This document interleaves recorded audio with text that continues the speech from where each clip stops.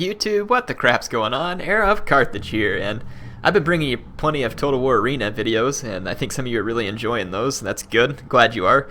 I'm actually enjoying the game more than I thought I would. It is still in an alpha phase, so no, I'm not ready to jump to a conclusion and say, oh, it's great, you're going to love it. I like the alpha. It's not quite what I expected from a free-to-play game. No, that does not mean I suddenly like free-to-play games or approve of them, or am even still okay with the fact that this one is, but I can tell you that the game is fairly fun to play.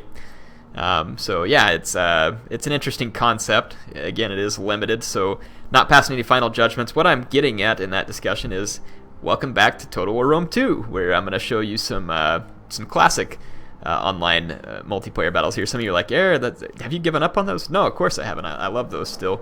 That's actually one thing I like about Arena. It offers something that's a little different than the classic Total War multiplayer, which I love the classic Total War multiplayer. Do not get me wrong.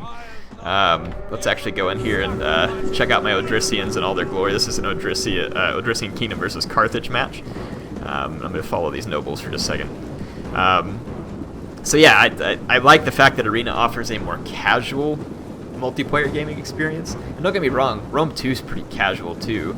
I actually like casual multiplayer gaming better than competitive multiplayer gaming. And maybe the better way to say that is I like semi-competitive multiplayer gaming. So players are trying to win, but we're not pouring our whole lives into it or ludicrous sums of hours. Now, does that mean that you can't spend hours in the game you love playing to win? Sure, you can.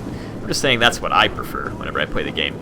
And I feel like that Total War Arena offers a pretty nice way to enjoy Total War that players should like, especially if you don't have an awesome gaming computer.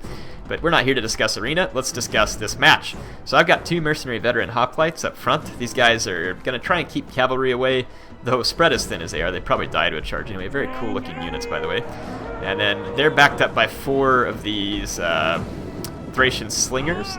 Behind them I've got four Thracian warriors, three Thracian nobles.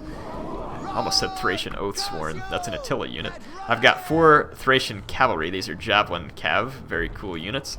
And then they are actually supported on this flank by three Thracian Peltists, which are very heavy Peltist. The very heavy doesn't do much except for when you're charging. It actually makes them a little more impactful. So they're actually pretty good at throwing their javelins and performing a rear charge if they get the opportunity. And they can resist the charge of lighter units better than a light Peltist would. Anyway, you can see my Thracian Cav chasing back. The Carthaginian player has opted for almost no cavalry, which was very odd. The center's African pikeman. He's got some Libyan infantry, three Libyan infantry over here, Carthaginian hoplite. On this flank, two mercenary Samnites, two Carthaginian hoplites.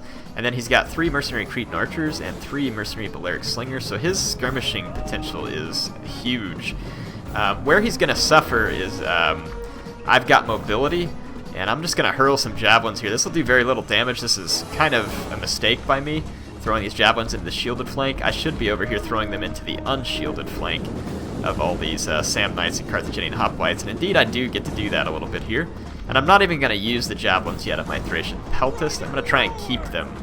I've ignored his center because he's brought pikes, except for my hoplites, which the pikes wouldn't be able to kill easily or quickly anyway. So I leave the hoplites to hold the center because they don't have any offensive power really anyway, and then my slingers, as the enemy skirmishers retreat, my slingers are getting shots. This is allowing my Thracian slingers to do much more damage than they otherwise would be able to. So here you're going to see the nuisance factor of the Thracian cavalry. They're actually killing a fair number of hoplites. They've killed a few Samnite warriors. They are going to be pushed back here though by the enemy skirmishers.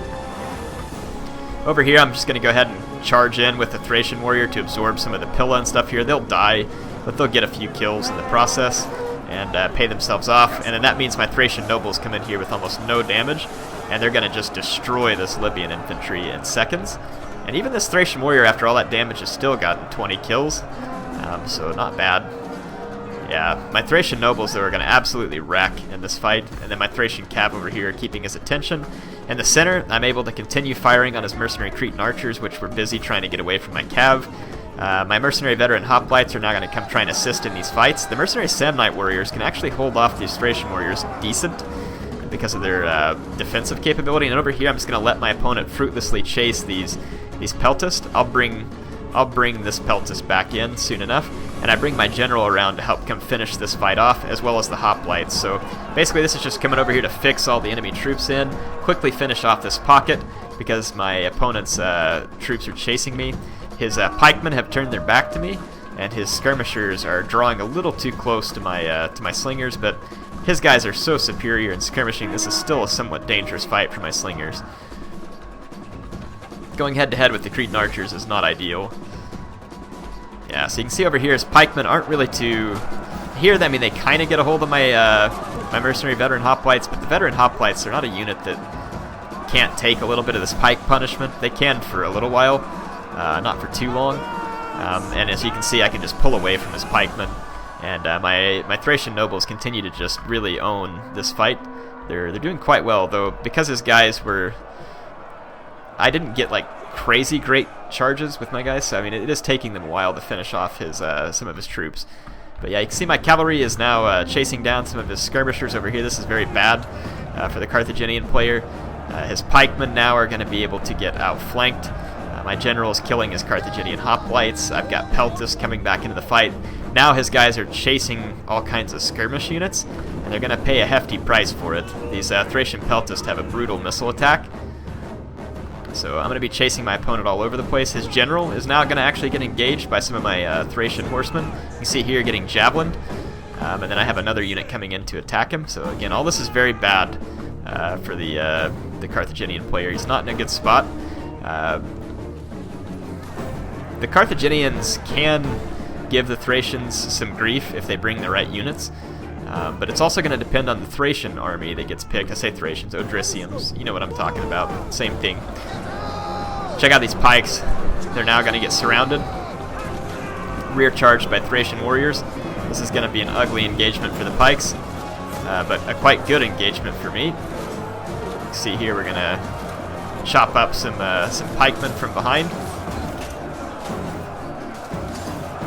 So, yep. Anyway, all those Carthaginian pikemen are dead.